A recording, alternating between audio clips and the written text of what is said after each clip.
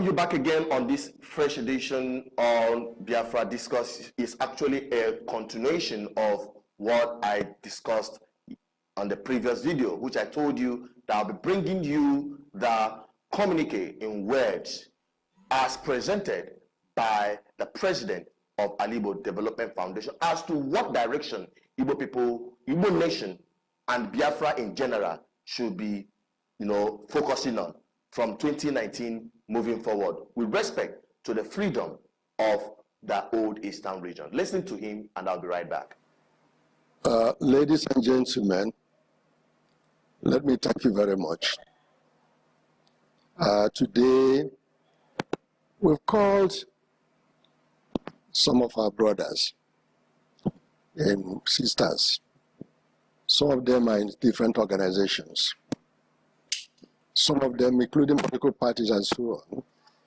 We've called representatives of them together on a New Year retreat in order to ask ourselves certain fundamental questions that have to do with our future, our survival as a people.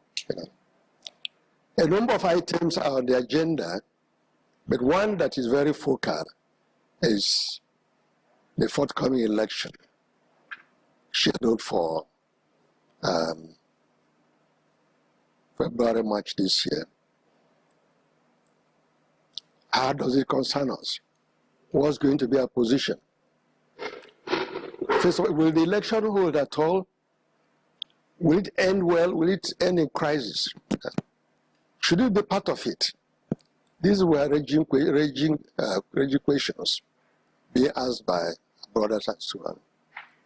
Now, ADF has done a lot of reflection, and we've asked ourselves basic questions. Should we or should we not be part of this election? We ended up by saying we should be part of this election. And we started by appealing to our brothers.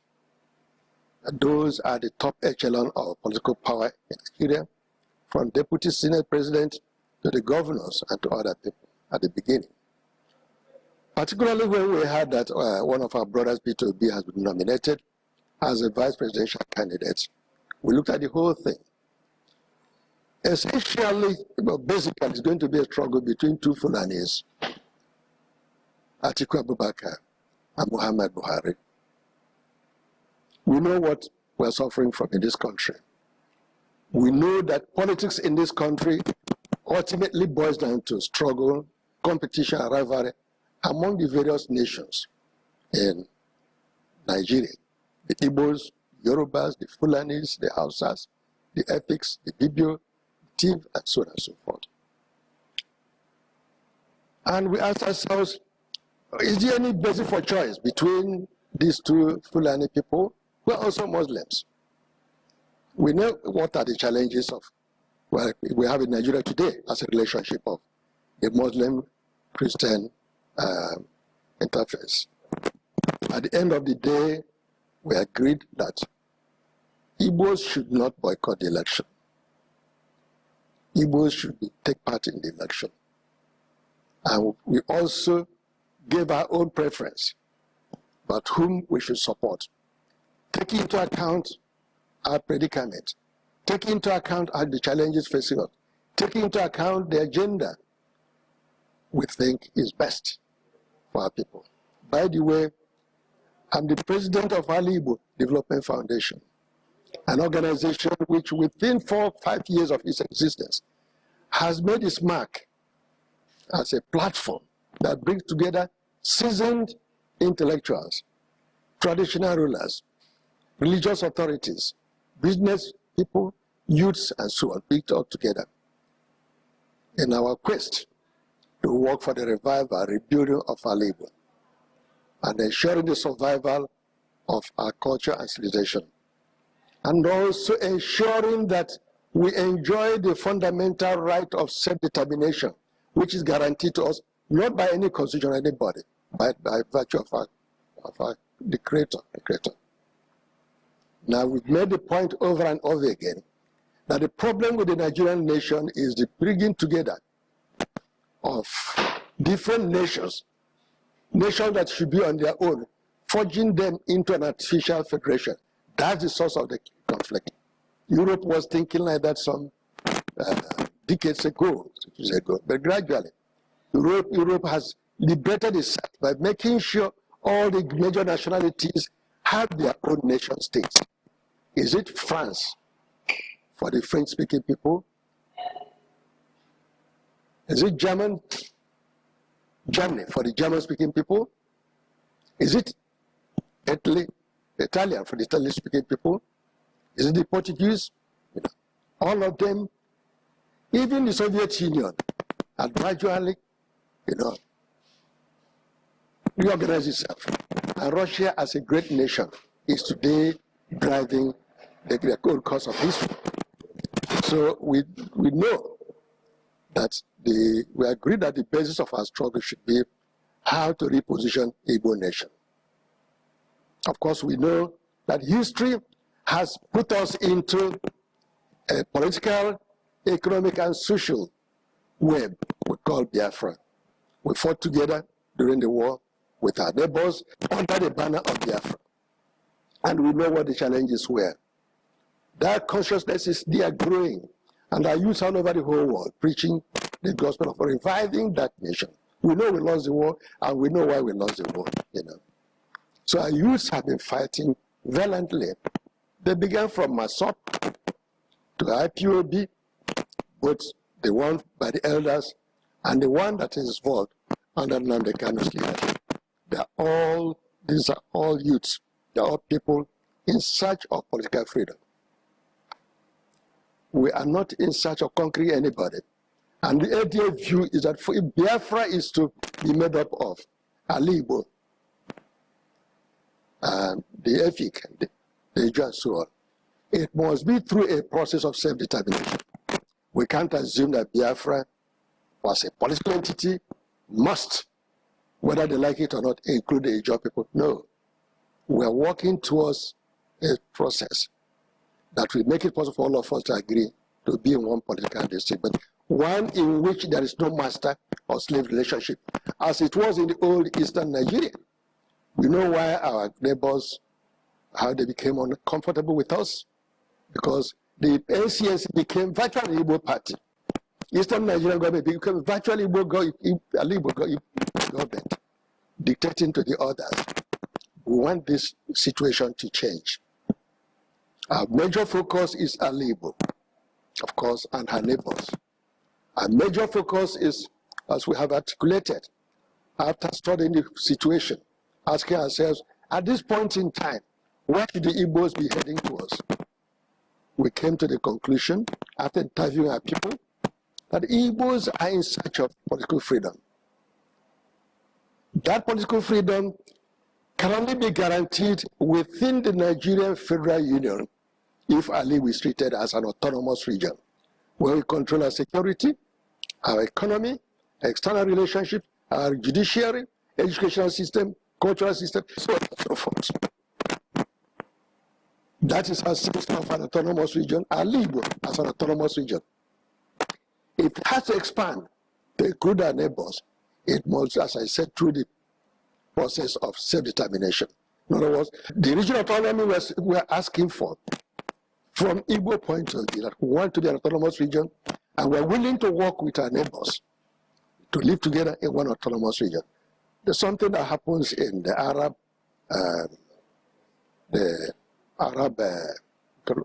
Emirate, where you have many nations bound together in a federal district. So we're asking our people, let us vote. Let us vote. When I spoke on an international radio station last time, our boys asked me a question. They said to me, can you tell us, if we take part in the election, are we not going to tell the world that we still want to be in Nigeria?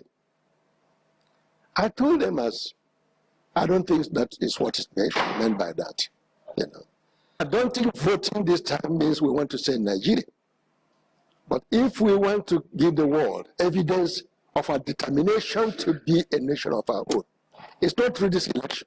Because as things are now, we have not done the needful. We haven't sufficiently mobilized our people So when we say no election, nobody will go for election. We don't have that situation now. We don't have that situation now.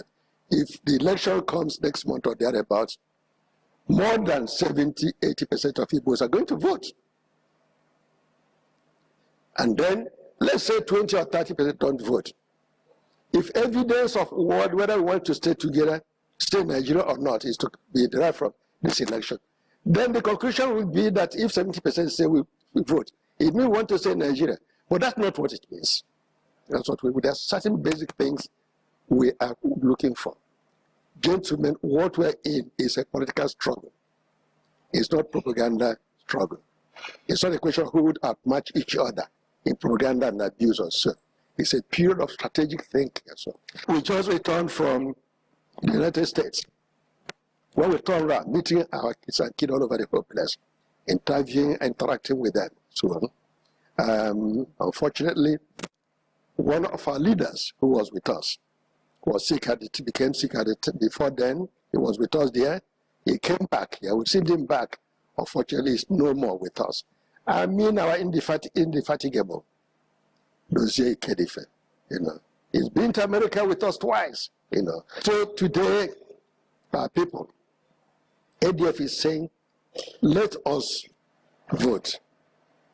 Let us back the OB article ticket. One would ask, what do we gain by doing that? There are minimum basic things. This ticket will not give us freedom, Biafra. This ticket will not give us self-determination. These are struggles we have to wage. But there are minimal problems we have.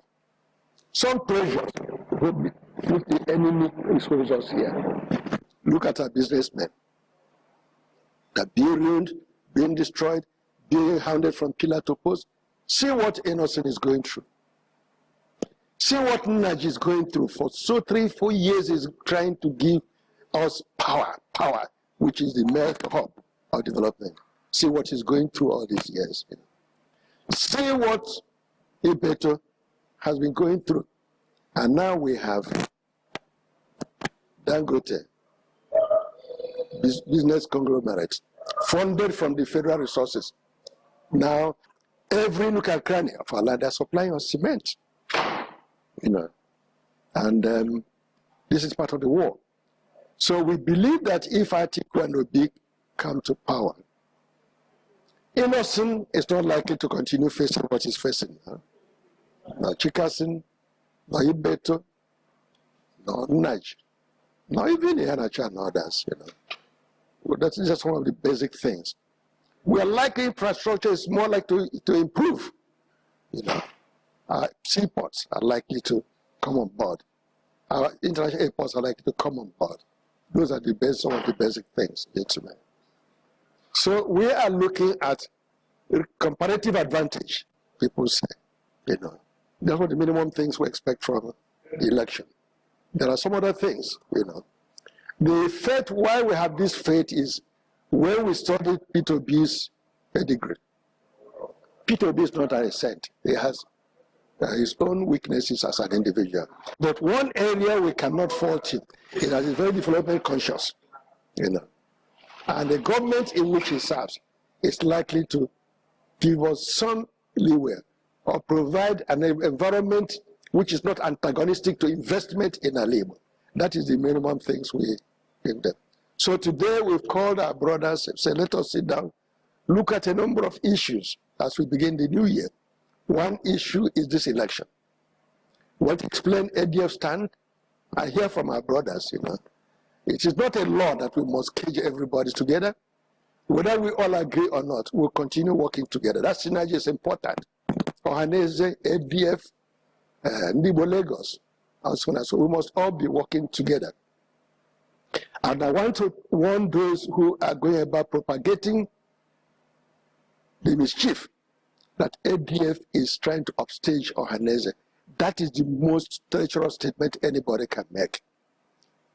Those of us in ADF were there during the period of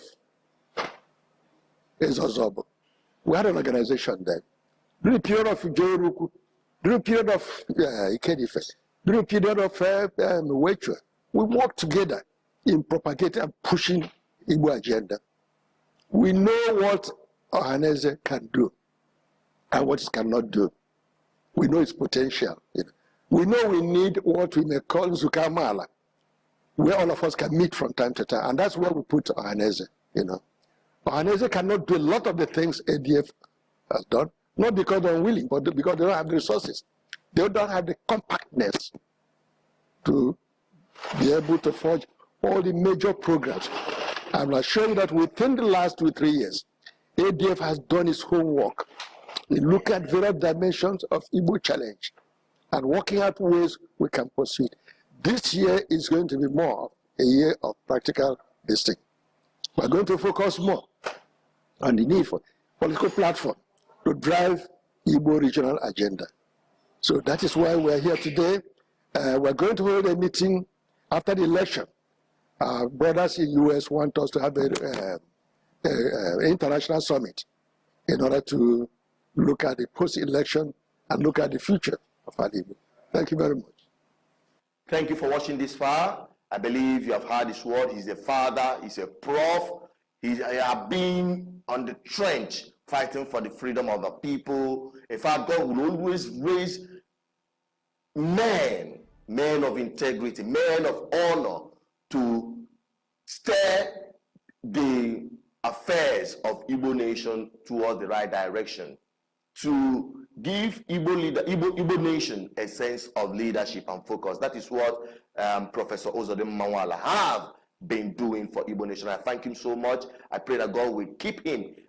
As we are losing our elders with double quick march, as most of our elders have, obtained their boarding pass to get to the destination of our ancestors, we still have men that are there to stand in the gap, to make sure that their people and the race they are going to leave behind do not continue to suffer in bondage. Thank you, Prof. Thank you, ADF.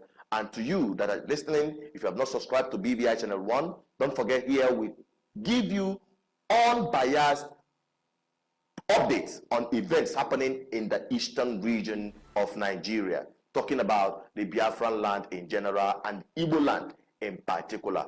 With ADF, I believe the Igbo nation will see the light of freedom. And other pan-Igbo organizations, not just Igbo Development Foundation, because they are working hand in hand with other pan-Igbo organizations. You have Ohaneze Igbo, you have Igbo World Assembly, and so many other pan-Igbo organizations and pro-Biafra organizations. So all of them will be working together to ensure that Biafra and the Igbo nation will be free. And I believe we shall be free if we do the right thing. Thank you for watching this far. I still remain Suchanet Peters.